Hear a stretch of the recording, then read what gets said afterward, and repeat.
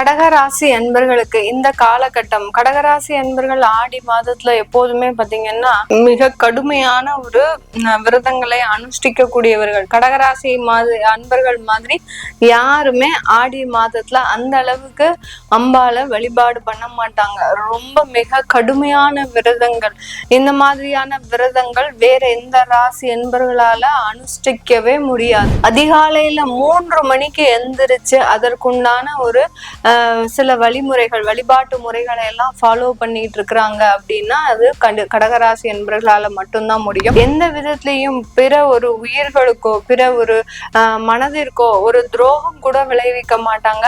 மனதால கூட யாரும் நல்லா இருக்க கூடாது அப்படின்ற ஒரு எண்ணம் கூட இருக்காது இந்த கடகராசி என்பவர்களுக்கு. ஏதாவது ஒரு இடத்துல வருமானம் இல்லாம ஒரு வேலை இல்லாம நிற்கும் போது அந்த சோம்பேறித்தனம்ன்றது இவர்களை மிகப்பெரிய ஒரு கடுமையான ஒரு பிரச்சனைகளுக்கு ஆளாக்கிவிடும். வெளிநாட்டுல இருக்கிறவங்களுக்கு அங்க இருக்கக்கூடிய ஒரு ஆசையின் காரணத்தினால, ஒரு மோகத்தின் காரணத்தினால, ஒரு இன்ஃபாக்சுவேஷன், அந்த வயது முதிர்வின் காரணத்தினால, அந்த இளம் வயது காரணத்தினால தேவையில்லாத பழக்கங்கள் எல்லாம் போகிறதுக்கு வாய்ப்புகள் அதிகமாக இருக்கு.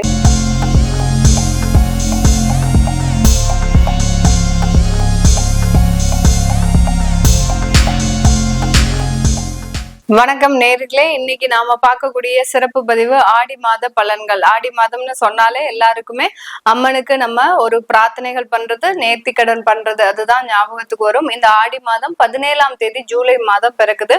இந்த மாதத்திலிருந்து, அதாவது இந்த ஆடி மாதம் பிறப்பிலிருந்தே பாத்தீங்கன்னா எல்லா ராசி என்பர்களுக்கும் ஒரு நல்ல ஒரு சேஞ்சஸ் கண்டிப்பா வரும். ஒரு சுறுசுறுப்பான ஒரு சூழ்நிலை, நல்ல மந்தமாக இருந்த அந்த தொழில்கள்லாம் நல்ல விறுவிறுப்பு அடைகிறது. இந்த மாதிரியான ஒரு மாற்றங்கள் இந்த ஆடி மாதத்துல இருந்து வரக்கூடிய ஒரு மாதமாக இருக்கும். இந்த மாதத்துல கிரகங்களின் அடைவுகள் அப்படின்னு பார்க்கும்போது ரிஷபராசியில் சுக்கிரன் ஆட்சி பெற்று இருக்கிறார் மாதத்தின் முற்பகுதியில. அடுத்த 27ஆம் தேதி ஜூலை மாதம் அவர் அந்த மிதுன ராசிக்கு பயிற்சி ஆகிறார். மிதுன ராசியில் குரு பகவான் இருக்கிறாரு. அடுத்து கடக ராசியில் சூரியனும் புதனும் இருக்கிறாங்க. அடுத்த சிம்ம ராசியில் செவ்வாய் கேது இருக்கிறார். செவ்வாய் ஆகப்பட்டவர் 29ஆம் தேதி ஜூலை மாதம் அந்த கன்னி ராசிக்கு பயிற்சியாகி வருகிறார். அடுத்து கும்ப ராசி ராகு பகவான், மீன ராசியில் சனி பகவான் வக்ர நிலையோடு இருக்கிறார். இதுதான் இந்த ஆடி மாதத்துல இருக்கக்கூடிய கிரகங்களின் தன்மைகள். இந்த ஆடி மாதத்துல நம்ம செய்ய வேண்டிய ஒவ்வொரு வழிபாடுகள் அப்படின்றதையும் நம்ம இந்த பதிவுல கடைசி பார்ப்போம். ஒவ்வொரு ராசி என்பவர்களுக்கும் ஒரு ஸ்பெஷலான வழிபாடு சொல்லியிருப்பேன். என்ன மாதிரியான பிரார்த்தனை பண்ணணும் அப்படின்றதையும் சொல்லியிருப்பேன். அதனால ஸ்கிப் பண்ணாம பாருங்க. இந்த சேனல்ல முதன்முறையா பாக்குறீங்க அப்படின்னா சப்ஸ்கிரைப் பண்ணிக்கோங்க. பெல் பட்டன்ல ஆல் ஆப்ஷன் சூஸ் பண்ணுங்க. கடகராசி அன்பர்களுக்கு இந்த காலகட்டம், கடகராசி அன்பர்கள் ஆடி மாதத்துல எப்போதுமே பாத்தீங்கன்னா மிக கடுமையான ஒரு விரதங்களை அனுஷ்டிக்க கூடியவர்கள். கடகராசி அன்பர்கள் மாதிரி யாருமே ஆடி மாதத்துல அந்த அளவுக்கு அம்பால வழிபாடு பண்ண மாட்டாங்க. ரொம்ப மிக கடுமையான விரதங்கள். இந்த மாதிரியான விரதங்கள் வேற எந்த ராசி என்பர்களால அனுஷ்டிக்கவே முடியாது.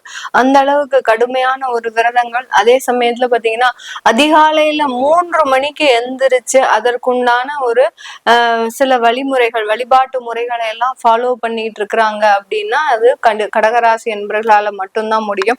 வேற எந்த ராசி என்பர்கள் அடுத்து எந்திரிச்சு வழிபாடு பண்ணணும்னு நினைச்சாலும் ஒரு 2 நாள் செய்ய முடியும். அதுக்கப்புறம் அப்படியே நீங்க பேக்லாக் ஆயிடுவீங்க. ஆனா கடகராசி என்பர்கள் இந்த தெய்வ வழிபாடுல பாத்தீங்கன்னா மிக கடுமையான விரதங்களையும் மிக கடுமையான ஒண்ணு அனுஷ்டானங்களையும் அனுசரிக்க கூடியவர்கள் நம்ம கடகராசி என்பர்கள் தான். ஆனா இவர்களினுடைய மனநிலை பாத்தீங்கன்னா ரொம்ப பஞ்சு போல இருக்கும். யாராவது ஏதாவது சொல்லிட்டாங்க அப்படின்னா அந்த பஞ்சுல நெருப்பு பட்டுச்சு அப்படின்னா அந்த அளவுக்கு எரிகின்ற ஒரு மெல்லிய ஒரு மனதை உடையவர்கள் தான் இந்த கடகராசி என்பர்கள்.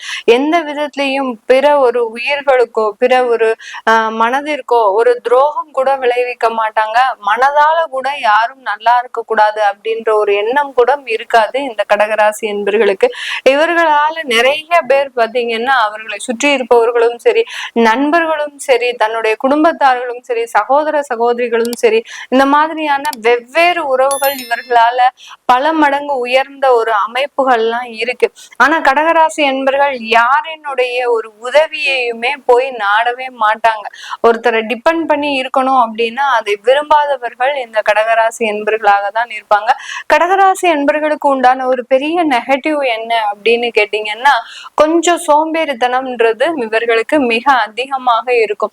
அந்த சோம்பேறித்தனம் எப்ப வரும் அப்படின்னு கேட்டீங்கன்னா, வேலை இல்லாத சமயத்துல நமக்கு தான் வேலை இல்லையே அப்படின்னு அந்த ஒரு எண்ணம் வந்துருச்சு அப்படின்னா இவர்களை அந்த இடத்துல இருந்து அசைக்கவே முடியாது. நமக்கு ஒரு ரெகுலரா ஒரு வருமானம் வரணும், நம்ம ரெகுலரா நம்ம சம்பாதிச்சுட்டு இருக்கிறோம் அப்படின்ற இடத்துல இவர்கள் அந்த மாதிரியான ஒரு சோம்பேறித்தனத்திற்கு வழிவகுக்கவே மாட்டார்கள்.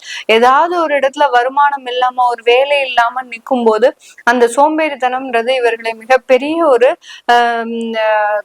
கடுமையான ஒரு பிரச்சனைகளுக்கு ஆளாக்கிவிடும். கொஞ்சம் 2 நாள் சும்மா இருந்த மேடம், அதுக்குள்ள எனக்கு மிகப்பெரிய ஒரு பிரச்சனைகளை எங்களுடைய குடும்பத்தார்களே கொடுத்துட்டாங்க அப்படின்னு சொல்லக்கூடிய அளவிற்கு இந்த கடகராசி என்பர்களின் மிகப்பெரிய நெகட்டிவே அவங்களுடைய சோம்பேறித்தனம் தான்.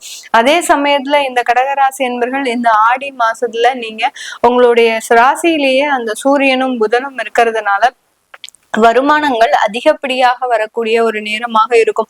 எப்படிப்பட்ட வருமானங்கள்லாம் வரப்போகுது அப்படின்னு கேட்டீங்கன்னா, நீண்ட நாட்களாக வழக்குகள்ல இருந்த வருமானங்களும், அடுத்து பாத்தீங்கன்னா நீண்ட நாட்களாக வராம இருந்த ஒரு சம்பளங்களும், அடுத்து பாத்தீங்கன்னா நீண்ட நாட்களாக வராமல் இருந்த கடன்களும், இந்த மாதிரியான ஒரு அமைப்புகள்லாம் இந்த கடகராசி என்பர்களுக்கு அதிகப்படியாக வருகின்ற ஒரு தருணமாக தான் இருக்கும். இந்த காலகட்டத்துல இந்த கடகராசி என்பர்கள் அந்த வரவேண்டிய வருமானங்களையும் வந்த வருமானங்களையும் சேமித்து வைக்காமல் கரைப்பதற்கு உண்டான ஒரு காலமாக இருக்கும்.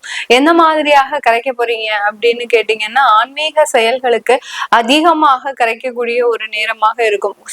சும்மா ரொம்ப கம்மியாலாம் இவங்க ஆன்மீக செலவே பண்ண மாட்டாங்க.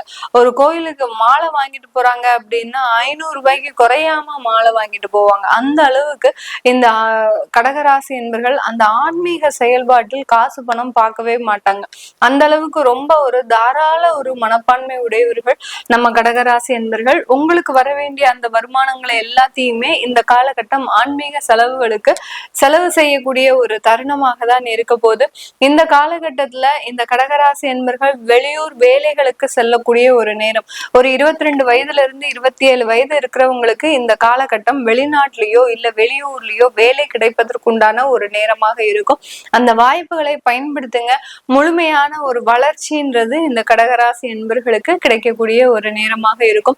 வெளிநாட்டுல இருக்கிறவங்களுக்கு அங்க இருக்கக்கூடிய ஒரு ஆசையின் காரணத்தினால, ஒரு மோகத்தின் காரணத்தினால, ஒரு இன்ஃபாக்சுவேஷன், அந்த வயது முதிர்வின் காரணத்தினால, அந்த இளம் வயது காரணத்தினால தேவையில்லாத பழக்கங்கள் எல்லாம் போகிறதுக்கு வாய்ப்புகள் அதிகமாக இருக்கு. ஏன்னா சூரியனும் 12ஆம் வீட்டு அதிபதியாகப்பட்ட அந்த புதனும் சேர்ந்து இருக்கிறதுனால அந்த காதல்ன்றது ஒரு ஒழுங்கான முறையில இருக்காது, ஒரு பாசம்ன்றது ஒழுங்கான முறையில இருக்காது.